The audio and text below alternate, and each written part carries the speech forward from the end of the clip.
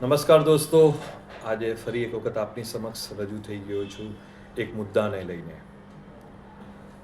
આજે સવારે હું મારી સોસાયટીમાં ચાલવા નીકળ્યો હતો. ચાલતા પહેલાં મેં ઘરે છાપું આવ્યું હતું અને છાપું વાંચ્યું હતું. એમાં એક કિસ્સો જે હતો એ મને બહુ ટચ કરી ગયો હતો. એમાં એક કિસ્સો મેં વાંચ્યો કે એક 10મા ધોરણની વિદ્યાર્થીનીએ તેની જ શાળામાં 4થા માળેથી ભૂસકો મારી અને આપઘાત કર્યો. આ સમાચાર વાંચીને મને ખૂબ જ આંચકો લાગ્યો હતો. હું એના અંગે વિચાર કરતો કરતો સોસાયટીમાં ચાલી રહ્યો હતો. આટા સોસાયટીમાં ચક્કર લગાવી રહ્યો છું. વિચારતો ચાલી રહ્યો હતો. પછી એક બાંકડો છે અમારી સોસાયટીમાં, ત્યાં એક દાદા બેઠા હતા. એ દાદાની જોડે જઈને બેઠો.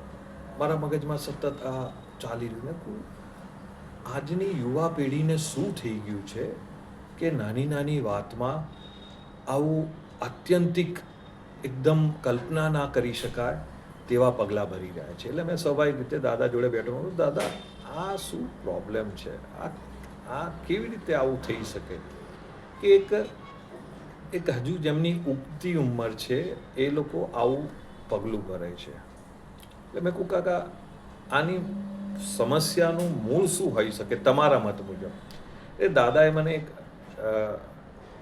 એક વાક્ય કીધું, એમણે એક જવાબ આપ્યો. કદાચ તમે એનાથી કન્વિન્સ, હું બી નથી થતો, એટલે થતો એ વખતે નહોતો થયો, પણ એમણે જે જવાબ આપ્યો એ હું તમારી સાથે શેર કરું છું. એમણે કીધું કે આ બધી સમસ્યાનું કારણ છે ને, જે અત્યારે જે સિંગલ ચાઇલ્ડ પોલિસી, એટલે સિંગલ ચાઇલ્ડ જે લોકો કન્સેપ્ટને ફોલો કરી રહ્યા છે ને એના કારણે છે. એટલે મેં કહ્યું, દાદા સિંગલ ચાઇલ્ડ તો સારું જ કહેવાય ને. તમે તમારા બાળકને સારામાં સારું ભણાવો, સારામાં સારી એને સુવિધાઓ આપો, તેને રહેવા માટે સરસમાં સરસ ઘર આપો ને તેની જરૂરિયાતો પૂરી કરો. સિંગલ હોય તો તમે એને મેનેજ કરી શકો. આપણી આવક ટૂંકી હોય તો શું કરીએ દાદા? કારણ કે આ જ કે તમારો અહીં જ તમે ભૂલ કરો છો.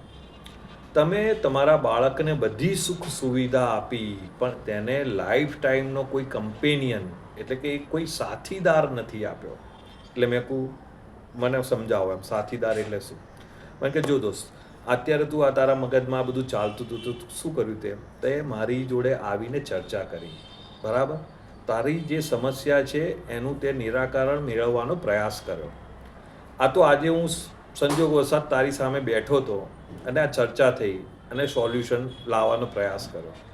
કદાચ કાલ હું નહીં બી હોઉં તો તમને તમારા જીવનની કોઈ બી સમસ્યા હોય તો તેનું સોલ્યુશન લાવવા માટે તમારી જોડે લાઈફ ટાઈમનો પાર્ટનર કોણ, લાઈફ ટાઈમનો સાથીદાર કોણ? તો એ તમારો ભાઈ કે તમારી બહેન હશે, કે જે હંમેશા જેની જોડે તમે દિલ ખોલી અને વાત કરી શકો. અત્યારે થાય છે શું? એટલે મેં કહું, બરાબર છે તમારી વાત, મને થોડી અમુક અંશે સાચી લે. મેં કહું, મને પછી એમના ભાઈ રહેવાયું નહીં. એટલે બીજું એક વસ્તુ કહ્યું કે અત્યારે છે ને બધા, તને બેટા જો આપણી સોસાયટીમાં બધા 2 BHK 3 BHK ફ્લેટ્સ છે, રાઈટ? એટલે એમાં 2 BHKમાં આપણે પૂછીએ ને કે એક એક બેડરૂમ કોના માટે, તો કે પેરેન્ટ્સ માટે, માસ્ટર બેડરૂમ, ને બીજો તો કે ચિલ્ડ્રન માટેનો બેડરૂમ.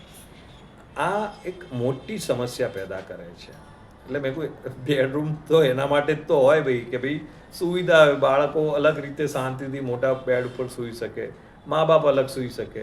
પણ કે આ તારો અને મારા વિચાર વચ્ચે આટલો ભેદ છે.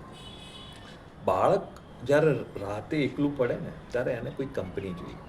એને તમે ભાઈ કે બહેન તો આપ્યો નથી, એ એકલો છે, એને કંઈક કહેવું છે, એને કંઈક ચર્ચા કરવી છે, એના મનમાં કોઈ વિચાર ચાલ્યા છે. કોની જોડે કરશે? તમે તો અલગ બેડરૂમમાં સૂતા છો. બાળક અંદર ને અંદર કુકવાટ છે, એનો કોઈ કમ્પેનિયન નથી લાઈફ ટાઈમ. તમે કોઈ એની જોડે બેસતા નથી, એની જોડે એની સમસ્યાઓ જોડની ચર્ચા કરતા નથી. બાળક જાય ક્યાં?